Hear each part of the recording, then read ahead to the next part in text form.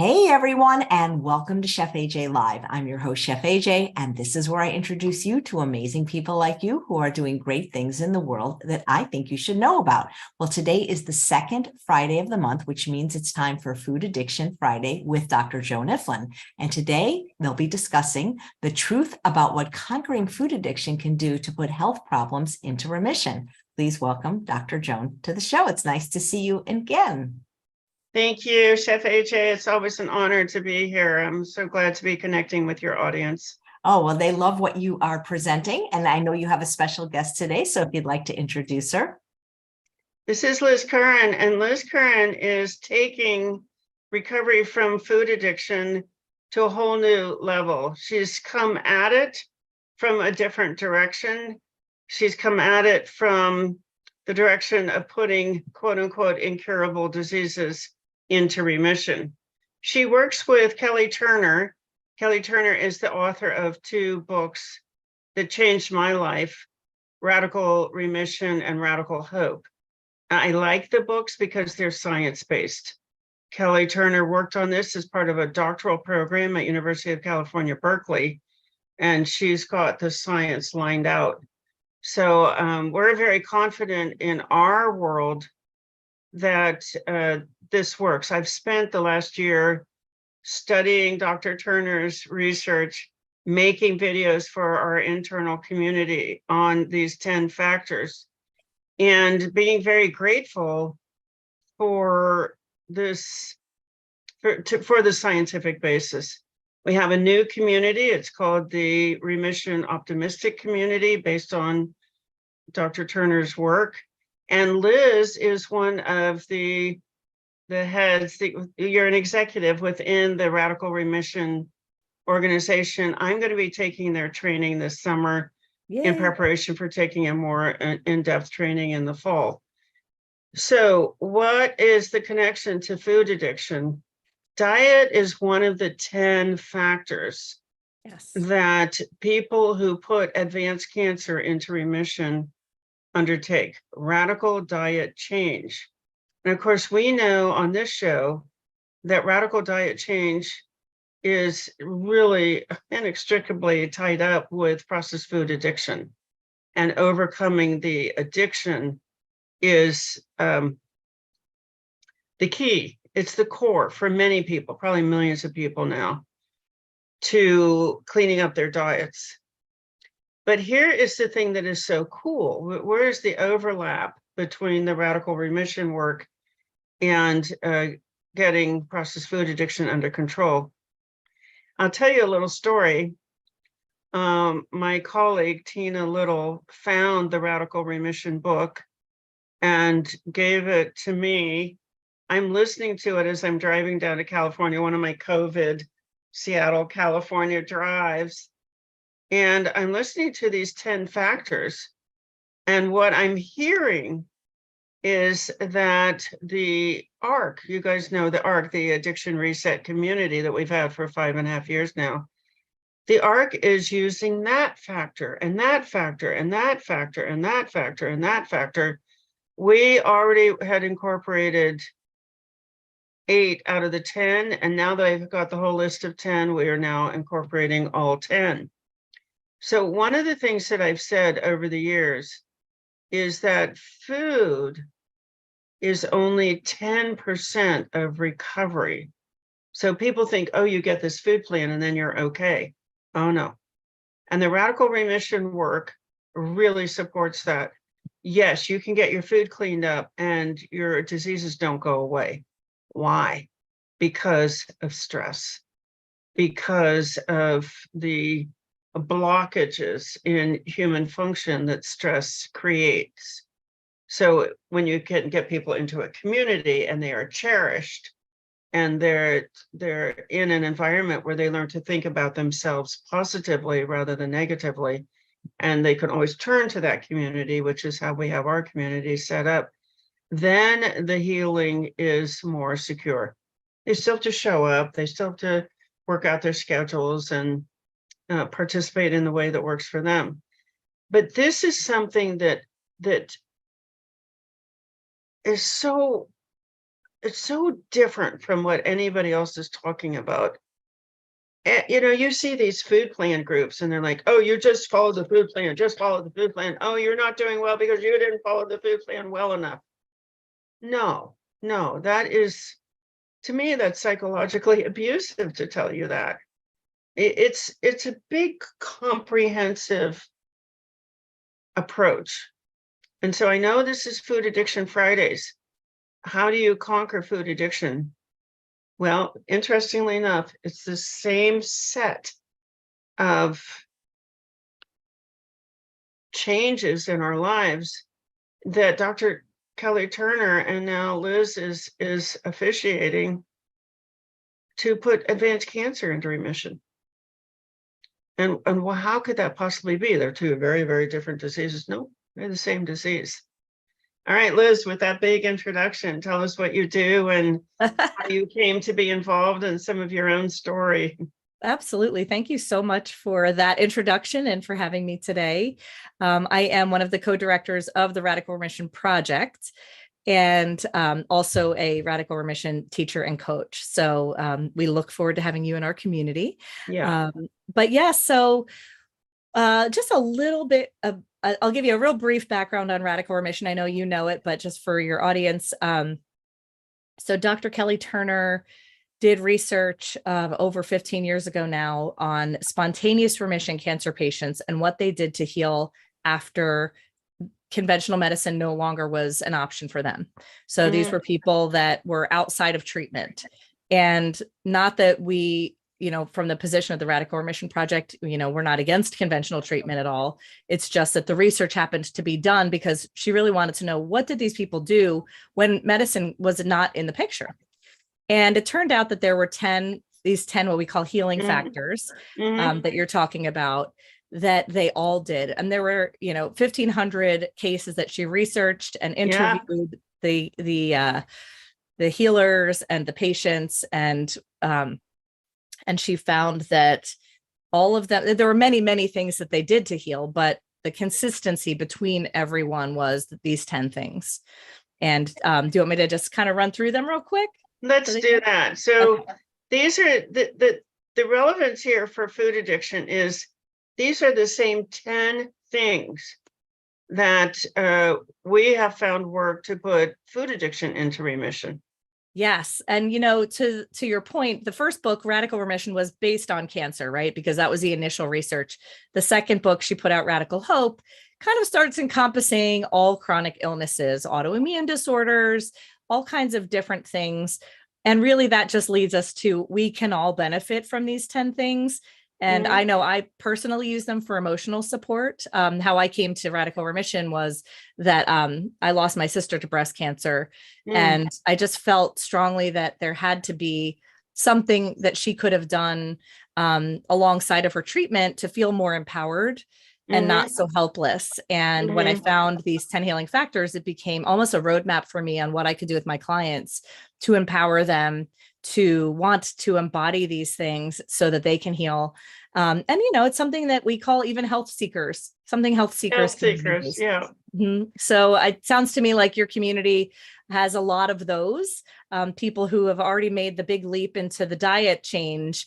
And then what are these other factors that come into play? It's a different door, but I bet your people, you know, they come in because they want to put cancer in remission, but then they find out that all these other things go away. Yes. And people come into our community, oh, I've got to get my food under control. But then all these other things go away, mental, emotional, behavioral, physical. And so it's really a lot of fun. You get all these huge bonuses. So go ahead and run through the 10 factors. Okay, so we have the first 3 are physical. So changing your diet, adding movement or exercise to your daily routine. And from a cancer perspective, we recommend taking every one of the Radical Remission survivors that were researched took some kind of herb or supplement that was prescribed. So going through the prescription process with a practitioner. With an expert. Right. That's the one that needs to be done under the guidance and supervision of a licensed practitioner. Okay. So the physical are change your diet, get some movement going, and work with an expert on your supplements. Yes. Same thing for recovery from processed food addiction. Yes. Yeah. And, it's hard to say. Kelly Turner said that she wished that she would have found one herb that was the magical herb. But what's interesting when we look at that one piece is that it measured if people had detoxification that their bodies needed. Was there something that their immunities that they needed to boost, like what was missing that needed a boost? And then also what were some of the foods that maybe weren't being absorbed properly. So it's really looking at the full blood panel and really giving a good look at each individual person and getting a snapshot on what their needs were. So it is interesting. Yeah. So then moving into the emotional and spiritual, we have following your intuition. We have increasing or having a spiritual connection. And that doesn't necessarily mean religion. It just means having a belief system that there is something greater than us out there in the world. And that kind of helps us with faith and hope and belief that we can make change. Increasing positive emotions. Releasing suppressed emotions. And then we have empowerment. So in the realm of radical remission, empowerment means feeling very comfortable to be the CEO of your own health. So asking your doctor questions that maybe most people would be, too shy to ask or don't feel that they have the authority to ask. But when you think of yourself as the CEO of, you're at the head of the table in the boardroom, the doctor is one person at the table. You have your support system, you have your practitioners. So allowing and also expanding your practitioners. You decide. Some of the horrific stories in the Radical books were about practitioners who threatened to fire patients if they went outside this very narrow. It is narrow. Western medicine is. I'm just looking at a book now that says Western medicine covers about 20% of what's available. And so being empowered, that factor, empowered means also going and looking for other kinds of practitioners. And there's even one case in the book where the family of a young man decided not to share with the practitioners, the Western practitioners, that they were going and getting other help, because those Western practitioners had said, you do that, you're fired. So these are wise decisions, but it goes back up to the top of that list of 5, an intuition. In our community, we use a lot of something called motivational interviewing, where we never tell our members what to do. What we do is we listen to them carefully, feedback their strengths, feedback their ideas, and they come up with a plan, and then we repeat the plan back to them. But what does that do? I think intuition is suppressed by processed foods. Processed foods are generally numbing, and they're generally, they give us brain fog, they make it hard to think, they make us tired, they're taking blood flow away from the frontal lobe. That's what addictions do. And we lose contact with our own wisdom. So I like the way intuition and empowerment are connected, because Kelly Turner makes this great point in the book. Your doctor is not the expert in you. You are the expert in you. And that's hugely empowering. So if a doctor is not aware, for example, or any kind of Western health practitioner, that their modalities only cover 20% of what's available, then they're not going to be able to tell you, oh, yeah, go try these other things. They will discourage you. I mean, they've been trained to say that's quackery. So intuition, when you say, my intuition is telling me I'd like to try acupuncture, or I'd like to try a spiritual healer, why not? Right. And this is the power of the Radical Remission books. Yes. Is they just explain all of this. And this is the same thing that we're using to put processed food addiction into remission. Right. All right, let's keep going. Yes, so there's two more. One is really powerful, and we often think, while I will say none of these there's no order of importance because it's very, very subjective to each person. But we do feel this one has, it really helps motivate all the rest to be able to come to fruition. And that would be strong reasons for living. Yes. Yes. Yes. So without having kind of a reason to get out of bed every day and a reason to, take that step forward, it can be hard to adopt lifestyle change. Yep. So purpose and strong reasons is a really important one. And then lastly, this obviously you are all embodying this beautifully, is having a social support system. Absolutely. Absolutely. And I want everybody to know that the research on these ideas is stunning. So I went back through all Kelly Turner's citations. I looked them up. I read at least the summary of the study and sometimes the whole study. I want to talk about two studies. Sure. In around having a purpose. Yeah. One of them showed that people who have a purpose live longer. Isn't that shocking? Oh, yeah. But their children also live longer. It was very interesting. Yeah. The socializing was also really interesting to me. I have looked at research about weight gain and socializing, weight loss and socializing. And the research there's a couple of really good studies showing that if your social circle is not losing weight, you cannot expect to lose weight.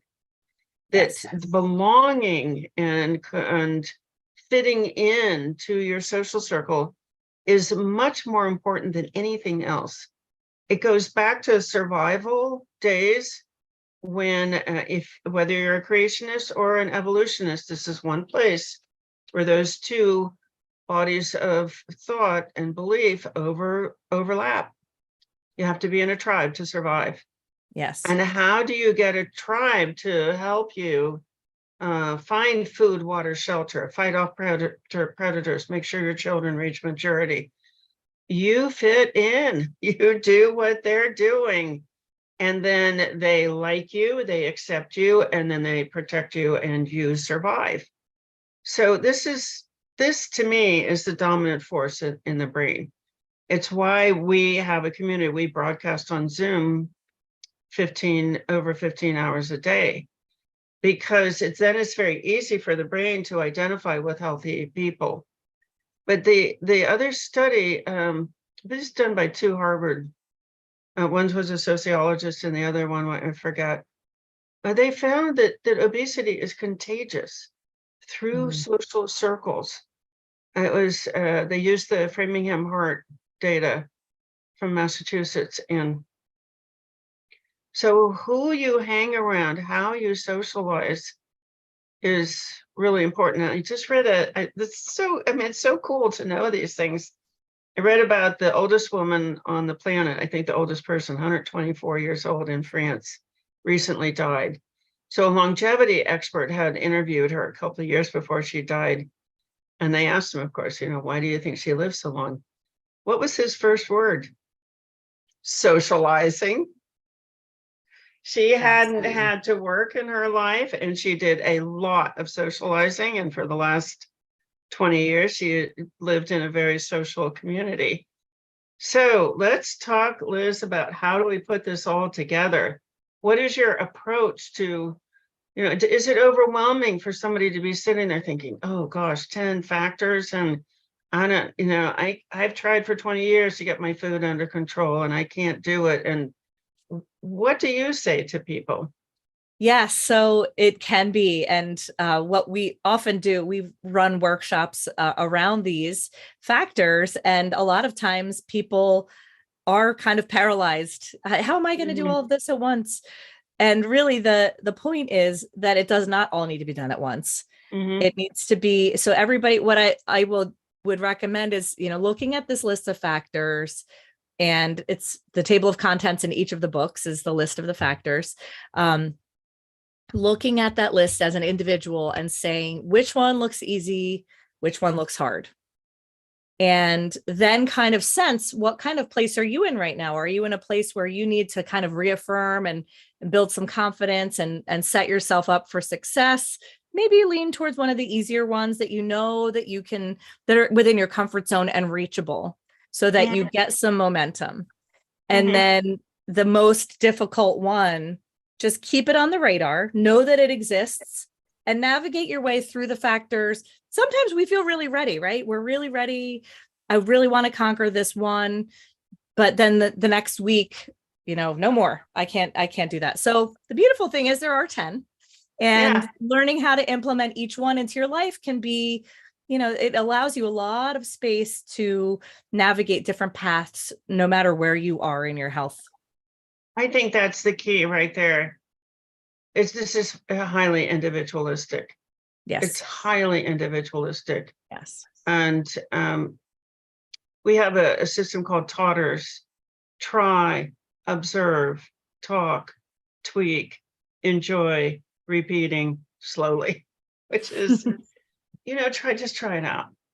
And the thing that we found, so we did based on the science in these books, we did evolve out of the addiction reset community. We've now evolved a remission optimistic community. But and getting ready for that, and Tina Little really in our organization headed that up. There are dozens of really fun YouTube videos. And it doesn't cost anything to open up a YouTube video. Even if you're too tired to actually do what's in the video, they're soothing. So I'm in the beta of this community because I have lifelong asthma that I'm determined to put into remission. And so I'm trying, kind of just getting into the headset. Okay, I'm going to, I'm going to see what can I put into remission. Yeah. And it's given me the courage to try like a Qigong video. I've never tried Qigong. And recently, to go to sleep, I've been trying singing bowls. Oh, wow. Yeah. Yes. And last night I went to bed with a little bit of a tight chest, a little of an asthma experience. And I turned on the singing bowls. I've been listening to them for maybe 2.5 weeks or so, for a good hour as I go to sleep. And my chest relaxed. And the asthma lifted, the difficulty in breathing lifted. I have done, I plunged into breath work. Amazing. Breath work, and that's incredibly miraculous. Yeah. And there are breath work videos. Oh, you can find videos on everything. It really is one of the blessings of the internet, right? We talk about with the increasing positive emotions factor. Again, it's making sure that you can find joy in your life. Sometimes that looks like laughter, and sometimes it looks like gratitude. But I have a personal favorite. The videos I love to watch on YouTube when I share this factor is I don't know if I've shared this with you, the cat versus cucumber videos. Did I tell you? So it makes me laugh just thinking about it. Yeah. So there is something about cucumbers that I guess instinctually cats, if they don't expect to see it, they jump. So there's just a whole series of videos on YouTube where cats are either eating or just minding their own business. Their owner puts a cucumber behind them, and when the cat sees it, they jump sky high. Oh my gosh. I think animal bloopers are hilarious. They're very, no animals are harmed in the process of making these videos, and they just make me giggle. And absolutely, it's that sensation of silly, or maybe someone feels that way when they dance or sing. Maybe if they like to sing and they just need to be alone because they're maybe not the best singers, so that they can really belt it out. And then some people do it in a gratitude journal. What are the things I'm grateful for today, so that you can kind of activate that part of our brain that floods us with those healing hormones of serotonin and oxytocin. Okay, there's the key. Yeah, there's the key. All of these activities, all the ones mentioned in the Radical Remission and Radical Hope books, there's a footnote. There's evidence. And what is the evidence for? A radical change in what is in your brain and your blood. Yes. It goes from stress, destructive stress agents, hormones, to healing. Right. So that is the big secret. That is the Yes. big breakthrough. And that's why all of these things have been used for thousands of years. Right. These are typically, I don't know if there was anything really new. There was new research, but Yeah. there's new research showing why do these practices that have been used for thousands of years, why do they work? Right. And Yeah, it was almost a way to yeah. validate that these simple, sound simple. They're really not simple. They're radical, right? To actually implement, but they're very basic stepping stones and things that, it's not rocket science to think that changing your diet and exercising is going to be helpful, but also to hear someone say that thousands of cancer patients are overcoming the odds of the diagnosis that they've been given by doing things that make them happy every day. Yes. Or, yes. those are really validating and really Yes. helpful. So I love Yes. that I love this as a roadmap because it's been validated through the research and through the science. And we all know that each one of these, while they may not be curative for everyone or everything, they are immune boosting. And post-pandemic era, who does not want to have a strong immune system? Me, I want one. Yes. I'll take one of those. Yeah, Right. so this is the other thing that is so cool about this journey is it makes us happy. Right. Yes. And as I said before, so maybe you're working on cancer or you're working on diabetes, your quality of life just whoosh, Yes, absolutely. because you're making a deliberate, intentional effort to do these things, and guess what they do? It's, as Liz is saying, they release dopamine and serotonin in your brain. Well, those are the neurochemicals that make us feel happy and satisfied. Some of them release opioids, which makes us feel good, even Calm. cannabinoids. So this is, it's a huge win. And now I know a lot of you are thinking like, oh, why doesn't my doctor tell me about this? Well, just, you guys know I have a business background. I have a Stanford MBA that's only 50 years old, but I do look at business models. And in the early 1900s, and this is in Rob Lustig's book, Metabolical. And I think I have it around here, but it's Rob Lustig's book, Metabolical, where he goes back to the early days of the pharmaceutical industry. John D. Rockefeller, the oil tycoon, had a byproduct, coal tar, that was a pharmaceutical for skin problems. And he thought, I could create a pharmaceutical industry. How am I going to make my pharmaceutical industry successful? Well, I'm going to suppress all the competition.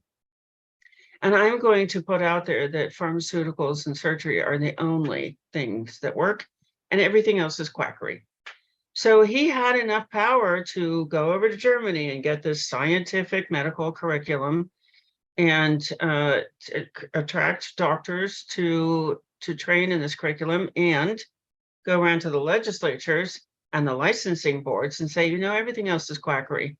So we want to make this the only voice. And all of these great healing techniques were lost. And doctors are trained. I have some people close in my life who are trained MDs.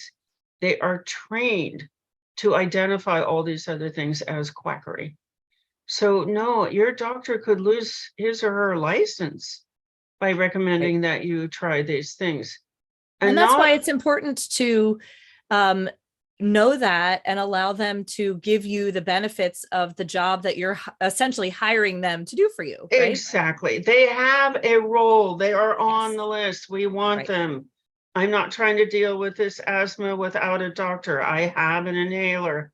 I use Western medicine along with Right. everything else. Yeah, and trying to get to the root of the issue, right? Mm-hmm. Well, a Yeah. lot of that is in the factor of processing negative emotions. You use a different phrase. What do you say, Liz? Releasing suppressed emotions. Thank you. Yes, releasing suppressed emotions. They do get stuck in our bodies. Emotions get stuck in our bodies. And when they're stuck, what I realized from reading these great books is that they're preventing blood flow from moving through the body. There's a muscle there that's tight. And I think that's the issue around my asthma. How did those stuck places get there? Some kind of trauma, some kind of negativity. We were afraid. We felt helpless. We felt hopeless. We were angry, and we weren't allowed to express it. So, if Right. you guys know the book, "The Body Keeps the Score" by Bessel van der Kolk, you know that processing negative emotions has a physical effect. So there are two pieces. Your blood has to be full of the right stuff. You're doing all these happy making things, dancing, singing, playing games. By the way, I wanted to mention this when we were talking about having a purpose in life. There's a good study showing that having fun is a great purpose in life.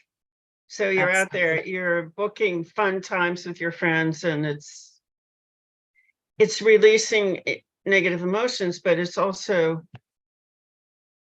improving blood flow.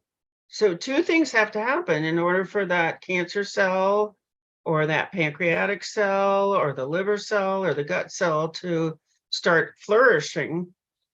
Blood has to be reaching that cell. And that's where the releasing negative emotions comes in. And the second thing is the bloodstream has to be full of good stuff, good healing stuff. And that's all these happy making activities. Liz, do you just think this is so much fun? Oh, I absolutely am full of gratitude every single day for being able to work in the realm of these, this world of just bringing the message to people about how accessible healing can be. And Yeah, it's as just close as YouTube. Very inspiring. Yep. Give us some stories. Give us some of your favorite stories. Oh, well, I will say my partner, Carla, who couldn't be here today, she is one of the co-directors at the Radical Remission Project as well. And she is somebody who has had a metastatic breast cancer diagnosis, and she's been in remission for 7 years. Yay! And that is not something that people with metastatic breast cancer often see. Mhm. So she also is a self-proclaimed longevity geek. And so it is very important. One of her strong reasons for living is that she wants to live to be 100 years old and healthy and sane. Yes. And so at her 50th birthday party, she gave everyone a mug that had an invitation to her 100th birthday party. And so everything she does is with the goal of being 100 healthy and sane. And that, and so that gives you an umbrella of, you need joy, you need faith, you need belief, there's all of these healing factors play a role in that. And that she does believe that plays a really big role in her healing. Well, you don't have to just believe it. You can look at the research. Now, I don't remember which study, but there is something on every strand of DNA. Both ends of it have something called telomeres. It's like a shoelace, and then it has the hard casing at the end. So these telomeres correlate with longevity. The longer and more active your telomere, the longer you're going to live. So I don't remember which activity it was, but I do remember one of the studies was of telomere activity and telomere health. Yes, this is not trivial. This is extra years on your life. This is not, and it's not just extra years on your life, but it's what Liz is saying about her colleague. They're good years. Right. Yes. And I can't tell you how many of our clients we see, we've had clients for years now. They're not disappearing on us. They're, You're their social circle now. right. Yes, we Yeah. have a lot of wonderful people that have all kinds of ways of, one of our women right now, she hops in an RV and she travels all over the place, and Yeah. she flies home when she needs to get chemo for, or a couple of days, and flies back to her RV and keeps traveling because she wants to experience. And that's what you were saying earlier about when you have something kind of rock your world, some kind of diagnosis or addiction or some kind of change, that after the change, your life looks very different. And it can be very hard to let go of some of the old things, some of the old people, and some of the, past habits or, things that people attach themselves to over time. But we do have people look back as we call them our thrivers, right? Our inspired thrivers. They're always forward thinking and looking ahead at, what's to come that's good. Ways to infuse that. Right. Yeah. Optimism. Great. Exactly. That's the factor of positive thinking. Yes, absolutely. Yeah, positivity. Yep. And so making sure that they can let go, that's part of the releasing suppressed emotions, right? And what's an interesting point about releasing suppressed emotions is it's not just negative, it's also nostalgia. So letting go of living in the past. So if you're someone who, peaked when you were, just a play on the high school football star. Yes, or the exactly what I was going to say. cheerleader.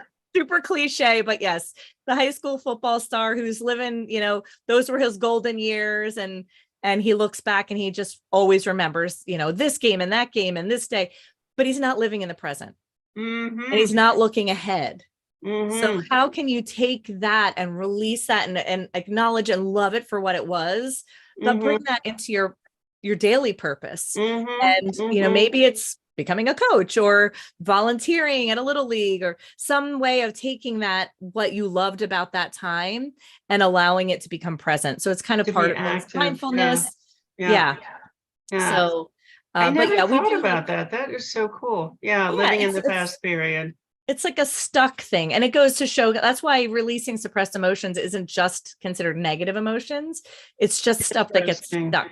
Yeah. That is so helpful. I never thought of it that way. That's brilliant. Yeah. So I want to connect two dots, which is the socializing and what Liz is talking about, the negativity, releasing negativity, but also increasing positivity. So if you can be doing all of these things, but it is hard, and it is hard, but it could save your life. It could help save your life. We all have, SNL created this character, the Debbie Downer. They're there. They're out there. And we feel sorry for them.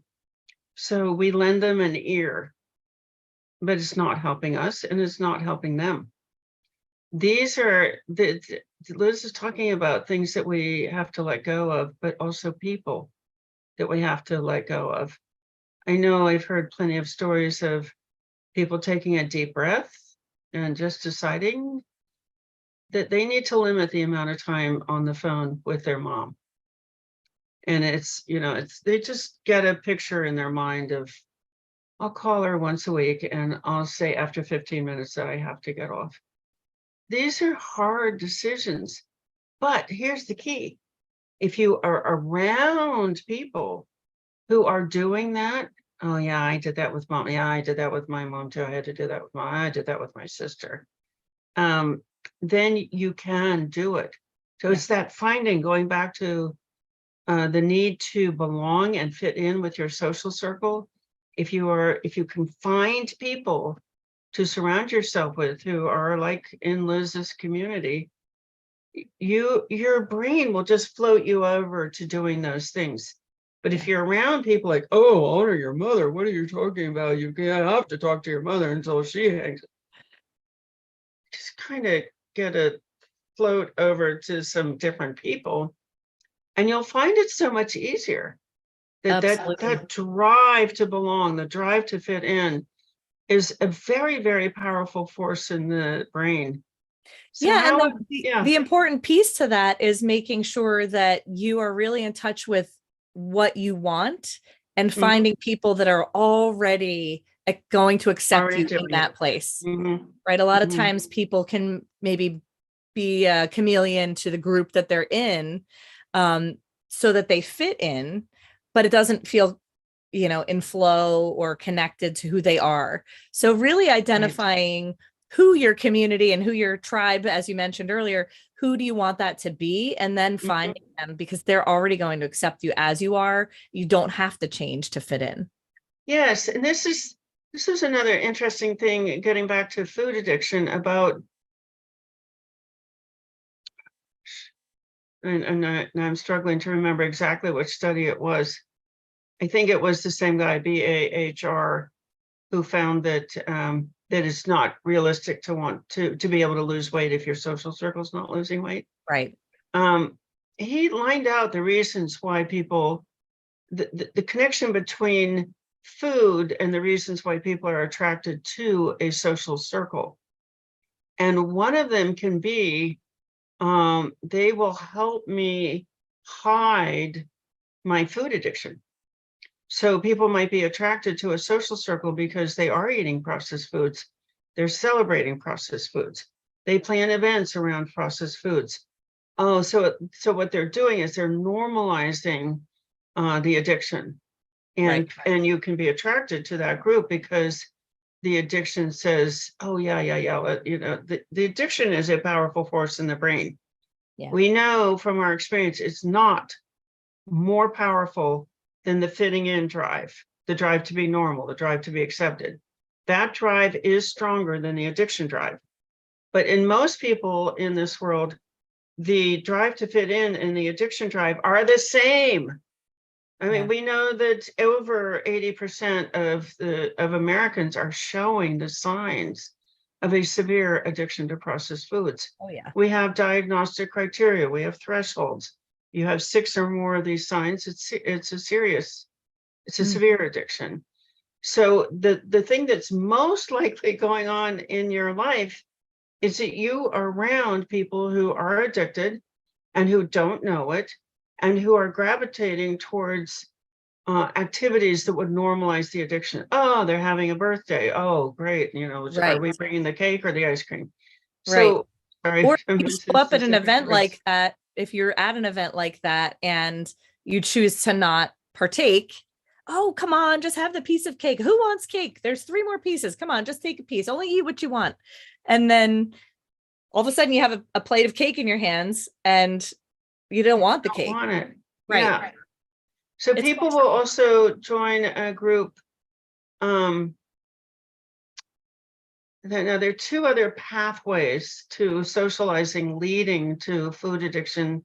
So one is you join because they're already doing it.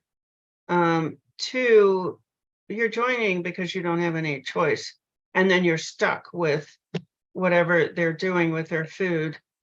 Or 3, you do make a deliberate decision to hang out with healthy people, right. and that's not easy in our culture. Sometimes the people who look really healthy, they're like the fitness jocks. They're using their fitness routines to compensate for overeating from the addiction. Right. So it's a little bit complicated, but Liz, it sounds like you all are all over it. Yes, I have to say I am very blessed in my personal life to have surrounded myself very much like what you said. So having a neighborhood full of people who are plant-based and gluten-free and dairy-free and will make meals for each other. And or if we have extras of a meal we make, all of a sudden you end up with a little mason jar of somebody else's leftovers. And it's really beautiful when you connect with 2 or 3 families of people that eat the way you do. And then, I love being the person that shows up at a celebration and bringing the vegetable side dish, but not just your standard salad, maybe like a beautiful beet salad or something unexpected, and everybody eats it. Nobody's really, they all want that, but nobody's thinking to bring that. So it's much easier to go buy the bag of Doritos and bring it to the party, or even just the cut up veggies. The cut up veggies are great, but why not take that opportunity to teach somebody a recipe? And I can't tell you how many times people have asked me for that beet salad recipe. I bet. I'm hoping that it'll show up in my email. Absolutely. It's delicious. Yeah, this is the thing that everybody in this community knows, I think, that real food is gorgeous. It is just Yes. gorgeous. Mhm. And I do want to talk about one other thing, which is blame. So this is a culture which likes to blame, and it likes to ascribe reasons to, oh, you didn't try hard enough, or, I was on a podcast TV program, and I don't know why I was on there, but there was a financial advisor type person on there. And he tried to say, well, people are lazy. Oh, I couldn't let him. I mean, normally I'm trying to be polite, but I could not let him keep speaking. I had to speak over him. I said, how can you say that? Now, why would he say that? Why would he make that observation? Well, Americans are eating 73% of their food in processed foods. And processed foods make us tired, and they make us brain fogged. They make us lethargic. They make it hard to think. They make it hard to get off the sofa. But that is not your fault. And you are not lazy. And you are not, you do not lack willpower. Willpower is not the pathway to put a severe addiction into remission. And what you lack, and I think Liz and I are saying the same thing, is healthy people around you. Yes. You have healthy people around you, and they're not eating processed foods, and they're eating clean foods. And this is what Chef AJ has done. What a gift. Yeah. Is to create this huge plant-based community, to where you are surrounded by people who are aware. Sugar is a drug. Processed flours act on the brain like a drug. Gluten has a morphine in it. Dairy has 4 different kinds of queso morphine in it. Excessive fat activates the same pathways as marijuana, and excessive salt activates the opioid pathway. Caffeine, it just goes on. And then you have the food additives. So you have the great community that Chef AJ has created, and all the awareness there. Yeah. So let's see. Yes. Chef AJ, do you want us to answer questions if you're there? I'm here. I muted myself. So let me, I'm just so fascinated listening. Let me look if there's questions in the chat. I've been an audience member listening to this wonderful conversation because I'm very familiar with Dr. Kelly Turner's work. I remember when the book first came out, and I actually bought it on audio, and now she has another book. And I think this is fabulous, and it's a great intersection of what both of you guys teach. And Angela's saying you have your guests are fascinating, and you have the most engaging conversations. Do you guys have any questions specifically about what's being discussed today? Some questions do come in for you, Dr. Ifland, but they're not necessarily about the topic you're discussing that month. They're more about just certain foods and food addiction, things like that, Liz, is it okay if I take those questions? Absolutely. Yeah, absolutely. Let's see. You might have answered one of them. Let me pull them up. You might have actually answered one of them last time, but it's a lady that keeps writing about dates and whether or not it's okay for her to eat them and things like that. I think people are individuals, not just what is right for one. It's not always a one size fits all. I think it's a one size fits most. But let me pull this up. It's from Dana, and she said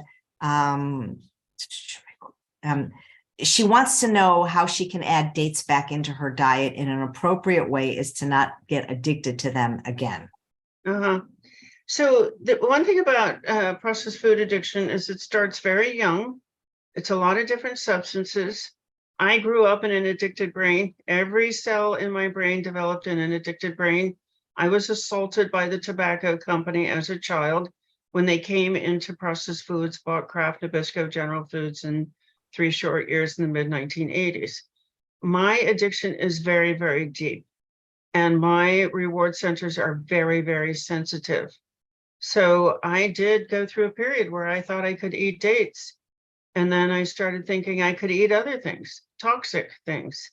My brain is way too sensitive to eat a high sugar plant like dates, like bananas, like cherries, like grapes, anything that involves a repeat hand to motion. The addiction, you can feel the addiction wake up and take control over your behavior. You're kind of watching your hand do this, but you're not controlling it. The addiction has reached over to the behavior center and bypassed the frontal lobe.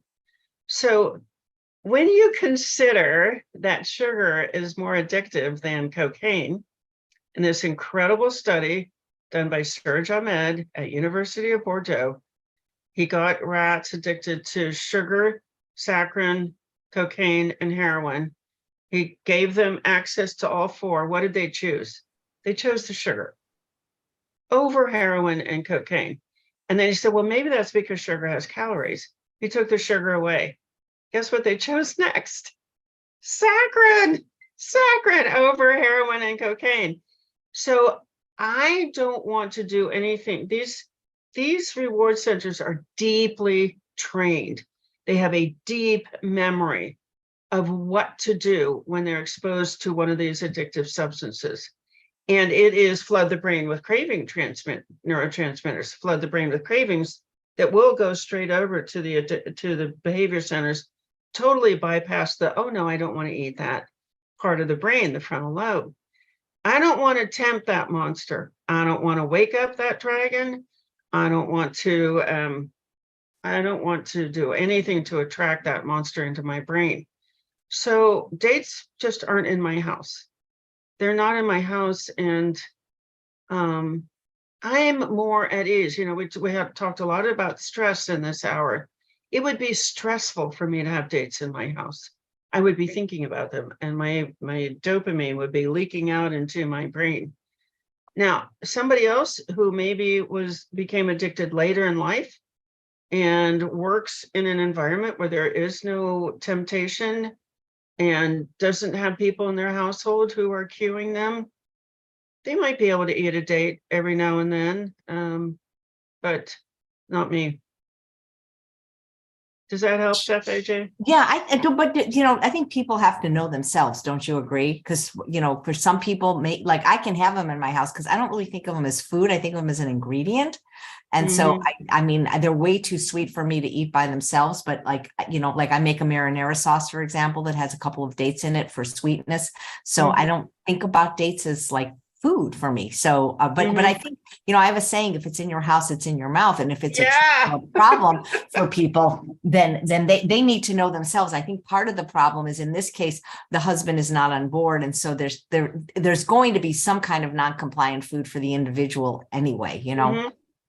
I want to share with your members that this is so annoying and is so destructive and distracting, that if there is a food that somebody in your household wants to keep in the house, okay, they have to lock it in the trunk of their car or put it in one of those lockable file cabinets. But you should not be subjected to temptation. That's a myth that grew up out of some parts of this recovery world, that somehow you should be able to be in your house and be around addictive foods and not be bothered by it. That's not consistent with the research. Good to know. You know, this question I think might be a good one for you, Liz, and it's up because it's from Darlene, and she said, I always hear that sugar is bad for cancer, but what about starches? I've seen mixed information about that. And we're talking about the kind of starches Dr. McDougall recommends: sweet potatoes, squash, whole grains, not flour and sugars, that kind of starch. Yeah, I think that from a radical remission specific, you know, from that research is where we always kind of try to come from. Our, you know, cancer patients and the research done on the cancer patients led to either a plant-based diet or kind of a keto diet, and it depended on the type of cancer they had, which one was best for them to do for their healing. So that's a little bit of a different take on what you guys are practicing here. But what across the board everybody did was add at least half of their plate for every snack and every meal was fruits or vegetables.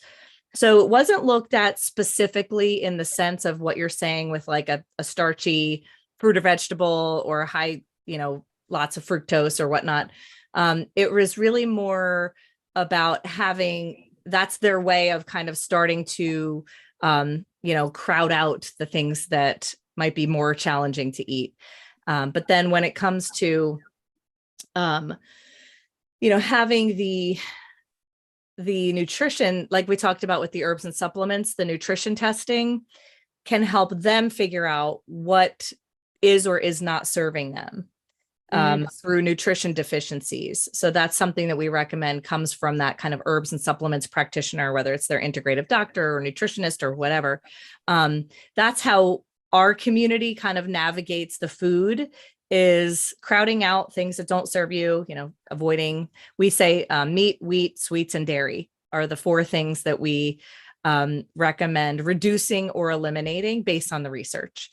And meat, obviously meat is meat. Wheat, we use that because it rhymes and it kind of helps people remember it. Wheat really is speaking about processed foods. And wheats, the sugars, the processed sugars, and dairy is obviously maybe dairy. you should just say teats, because that's meat, sweet, and teats, and then it all rhymes. Because dairy is from a teat. Yeah, you're right. Yes. True. I might suggest that. Yeah. Meat, wheat, sweets, and teats. Yeah, I think so, because then it's an easy rhyme. Yeah, you're right. You're right. That is a really good one. Thank you. Well, that's what I'm here for. Thanks. Yeah. Dr. Ifland, Elle sent in a question for you and said, I try as best I can to plan out meals and remain satiated, but I have found that when plans change and I can't eat right away, my cravings are intense, obsessive, anxiety causing, and painful, and feel almost impossible to avoid giving into. Any suggestions on how to deal with those?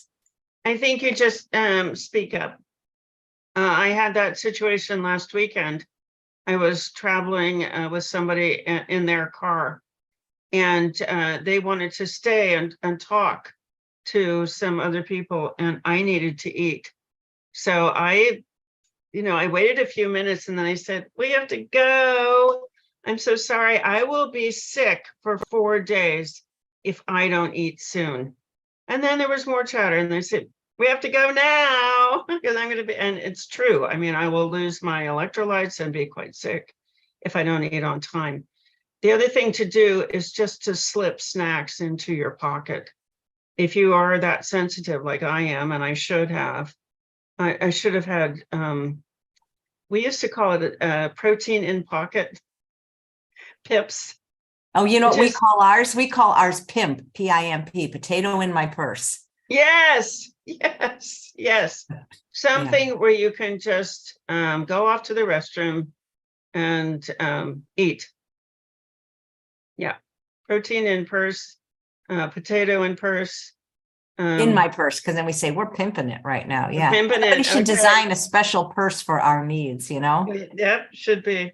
Should be. Liz, are you primarily plant-based? Yeah, for the most part, I am. I do dabble in the world of fish, but that is just a personal preference for me. Nice. But yeah, I do.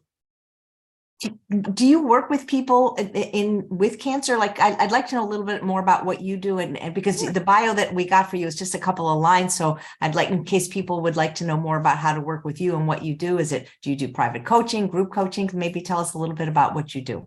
Well, yes, thank you for asking. I do have a private practice called the Health Navigators, and that is myself and my business partner, Carla, that I mentioned earlier. We are both Radical Remission coaches, and we're also both co-directors of the project. So we offer one-on-one coaching, we offer group coaching, we have a community of people that we call our Inspired Thrivers, and we have different activities and events throughout the month, all virtual, that people can come together and be with like-minded, similar to, Dr. Joan's community, just a like-minded place for people to connect. So that when they're living with a really big diagnosis, they have a like-minded community that can really support them and understand. But yes, so if anyone is interested in learning about taking a Radical Remission workshop, just to learn how to implement those factors in their life, again, it is not specific to cancer. It is not specific to any one type of disease. So the radicalremission.com website has a place for finding a workshop and then also finding a coach. And there are 115 Radical Remission coaches around the globe, and we are majority of us are working virtually in addition to in person. So there should be someone in every time zone that can be reached if you need support in this area. That's great. You know, we have plenty more room in the show notes. So if you'd like to email me more than what I have already, including clickable links to social media or your courses, I would love to add them, because we actually have a question from Nina about what role does forgiveness play in healing of cancer, and how does one facilitate that? Ooh, that's a good one. I would put that in the releasing suppressed emotions factor, as far as if we were to talk about that. And that one, again, it's very personal, it's very private, individual. And when it comes to forgiveness, the way we've worked within our community is we'll form a group coaching where that becomes the focus and the topic, and we'll find a book or a resource that really gets to the heart of how to handle digging into a topic. And then we'll have a group of, I don't know, maybe 6 or 8 people together, meeting weekly for about 6 weeks to really dialogue about that. So it really, again, it depends on who you're trying to forgive. Are you trying to forgive yourself? Are you trying to forgive a loved one? Is it a lifelong forgiveness? Is it a short term? So, there's such a huge, that's a very big question. So I would say that what we often do for the releasing suppressed emotions factor for one-on-one coaching, if someone feels really, really stuck, then we definitely refer them to a licensed therapist, so that they have someone that can help them with the tools of practicing and getting that out of suppression, or, a lot of times the difference, I think it's worth explaining the difference between a therapist and a coach is that the therapist will work with you on everything that's brought you up to become who you are today, and maybe helping release some of that out, forgiveness being one of them. And a coach will work with you on who are you today and where do you want to go? So what goals are we going to set, and how can we help you implement that through coaching? And so they're very different aspects, but I think the forgiveness piece falls more into that releasing suppressed emotions, working with a therapist if you're really having trouble with that. But it is a big one. Yeah. It's so interesting how in Dr. Turner's research, changing the diet was one of the key factors, and seemed to be primarily plant-based, but more than that, it was excluding the junk that you mentioned. Yes. Yet so many people, when they get cancer, their oncologists will say, "Oh, diet has nothing to do with it. It's the time. Eat. You should indulge. You should enjoy." And it's like, oh my God. Yeah. Really? I feel like that's them speaking from their personal point of view. It's not, I don't imagine that there's any medical institution that says go drink the glass of the margarita and eat the brownie. I don't think but they that do. I lost a friend to an institution. He developed prostate cancer, and they were telling him to drink this is a sugary weight gain drink. I'm not going to mention the name, but he had cases of it in his house. It's very sugary, and he didn't make it. Yeah. I could have just. It is a disservice I feel to people that and that's why I'm so passionate about introducing people to these factors. It's a disservice to not give someone the full picture, even if it's not in your wheelhouse, letting them know that these things exist. And there's ways, I wouldn't assume that my doctor would be my nutritionist, but if my doctor says go to a nutritionist, then I might be more likely to do that, because the role that doctors play in our culture in America, we give them a lot of power. So it's a disservice that they're not allowing, that perspective to be given, and really encourage them to be the CEO, let the patient be the CEO and develop their role of practitioners. And support their choices. I remember taking my elderly stepmom to her doctor, who was also my doctor. And she was in pain. And she's in her 90s from fibromyalgia. And I looked at him and I said, do you think a diet change would help her? And he glared at me. And this is like burned in my memory. He said, nutrition is really fringe. Wow. Oh, you I must be kidding.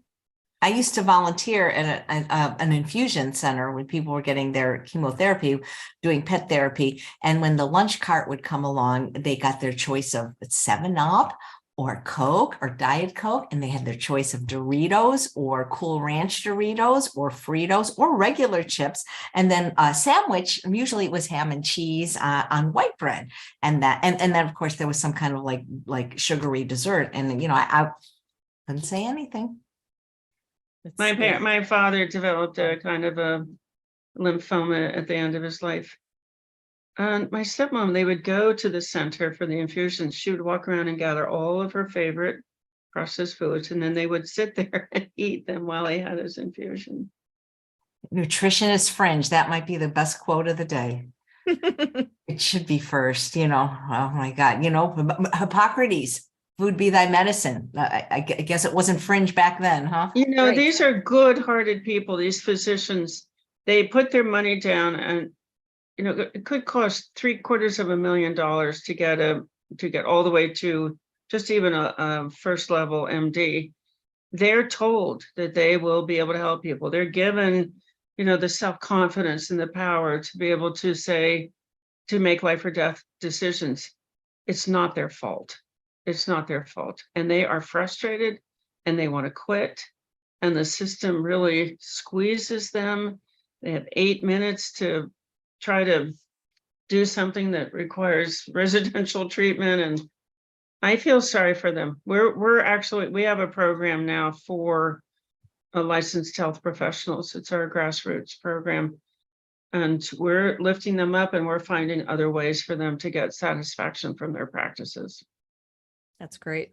Yeah. And another piece too worth saying, and I'll certainly share this with you, Chef AJ, is that if practitioners are in fact listening to this, we do a teacher training. And Joan, you had mentioned participating in that. We highly encourage doctors and licensed practitioners to join the Radical Remission teacher training, because then they learn those 10 healing factors and how to help their clients and their patients infuse these factors into their everyday life.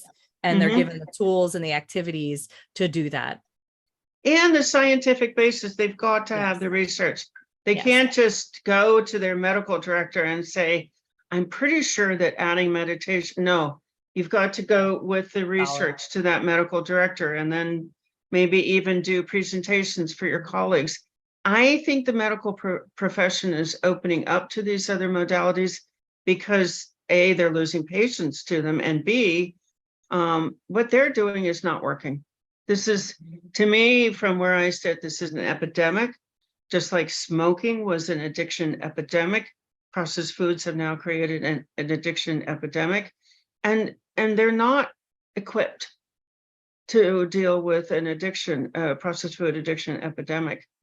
It's not their fault either, and it's not your fault, and it's not their fault either. Right. Yep. Yeah. Well, this has been a wonderful conversation. Thank you both.